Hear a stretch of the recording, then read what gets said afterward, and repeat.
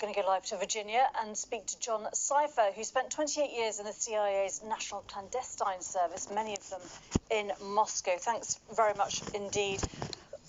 In terms of trying to understand Putin's motivations and what his endgame is here, what is your best estimate of what we're seeing?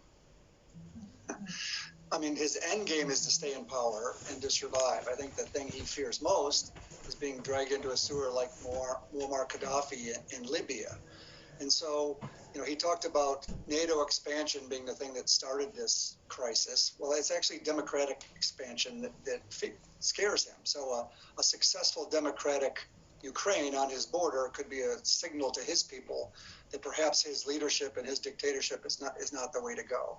So he's decided that he needs to, you know, invade and take down Ukraine on completely false and manufactured circumstances, and you know, essentially attacking an innocent victim is called murder. And so, you know, I think he's day to day. And when you're a dictator, you're just trying to stay in power. It's almost like, you know, the prisoner mentality is, you know, you may die tomorrow, but I'm going to mess that up. I'm sorry. It's, you know, day-to-day existence.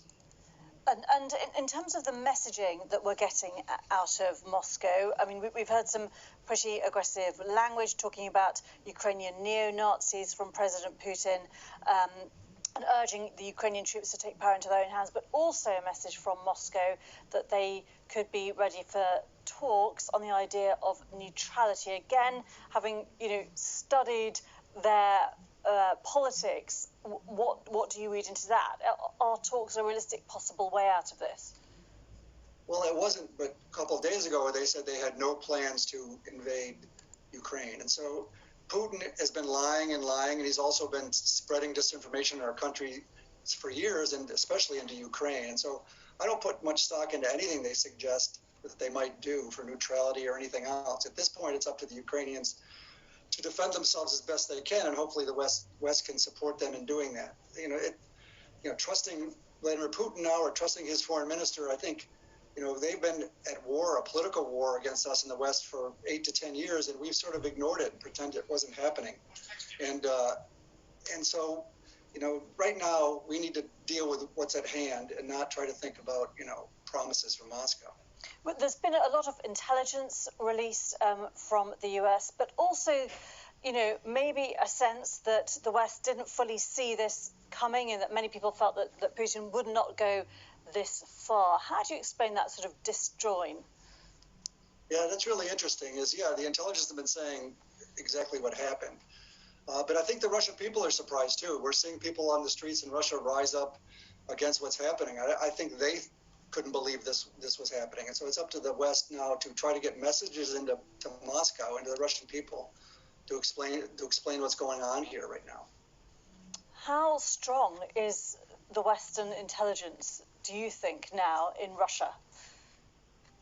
Yeah, working in Russia is very difficult. You know, I spent my career in the clandestine service and I'm working in Russia.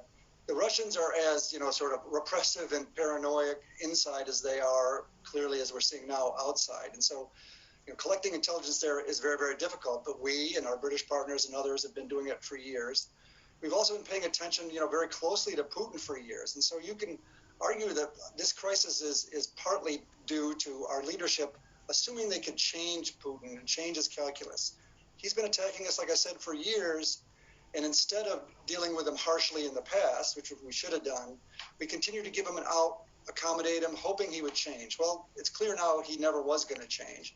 And so now we have to focus on deterrence and hard measures rather than sort of hoping for negotiations or the fact that he's going to be satisfied with some sort of discussions. In terms of the West's response, we saw President Biden ruling out military action. Was that a strategic error, in your view? Well, I think it was an error to take it completely off the table early on.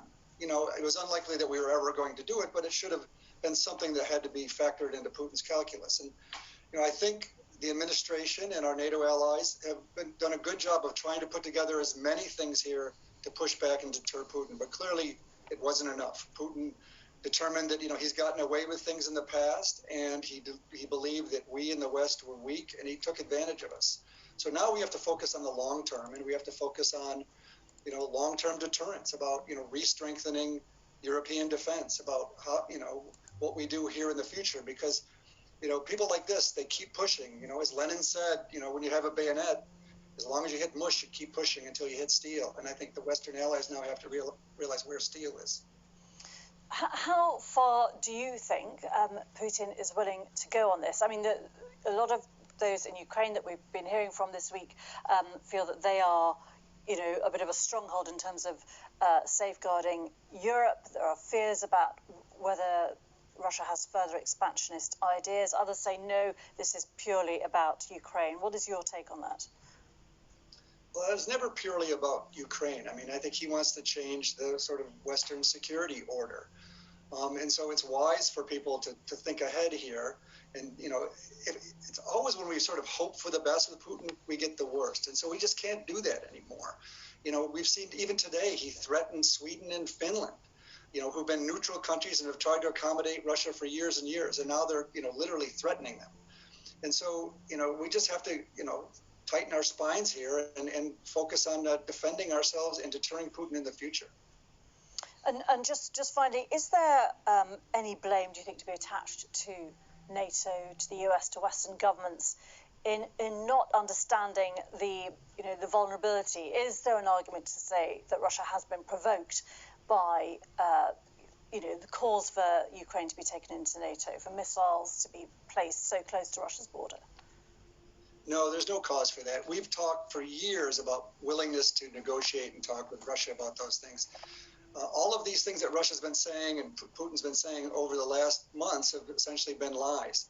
I worked in Russia in the 1990s, and Putin is claiming that we humiliated them in the 1990s, and the West was trying to weaken and destroy Russia at that time. It was just the opposite. The West was trying to do the best to bring Russia into the community of nations, to provide funding and support for them economically. You could argue we could have done more or should have done better, but the notion that we were trying to destroy Russia or something like that is crazy, and it's just as crazy as suggesting Ukraine was some sort of threat to Russia, or that it's run by Nazis and drug addicts. And we just got to stop listening to him. We need to actually focus on ourselves and defending ourselves and deterring him in the future. John Sipher from the US, from Virginia, thanks very much indeed for your time today. Thank you. Well, the BBC's Sarah Rains